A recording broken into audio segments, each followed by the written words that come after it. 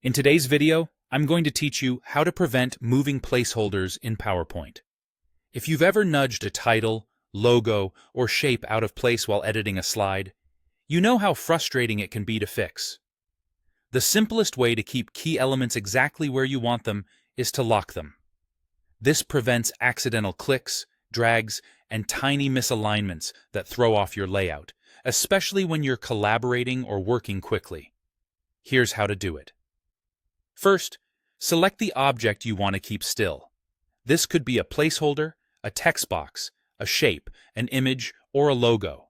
Make sure you have the correct item highlighted so you're locking the right thing. Now, right-click directly on that object and choose Lock. That's it. Once locked, the object is fixed in place. You won't accidentally move or resize it, and your slide layout stays intact. You can continue working normally on everything else. Add content, rearrange other items, and edit your slide without worrying about bumping the locked element. This is particularly helpful when you're building templates, aligning brand assets, or protecting background accents that establish your design. If you don't see the lock option when you right-click, check your PowerPoint version. The lock feature is available in PowerPoint for Microsoft 365 and isn't included in older versions. If it's missing, it's likely your app version doesn't support it.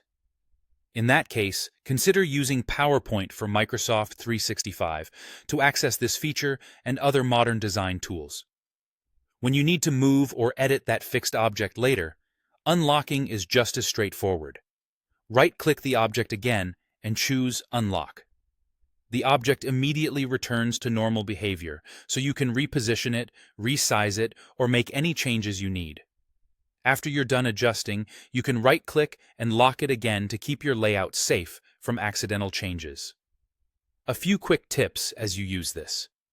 Lock items that define structure, like headers, footers, logos, and background shapes, so your content changes don't disturb the design.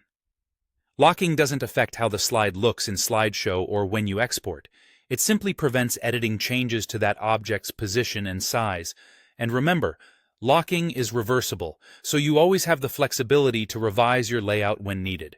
That's all you need to prevent moving placeholders in PowerPoint. Keep your design consistent, work faster, and protect your slides from unwanted shifts with a simple right-click and lock.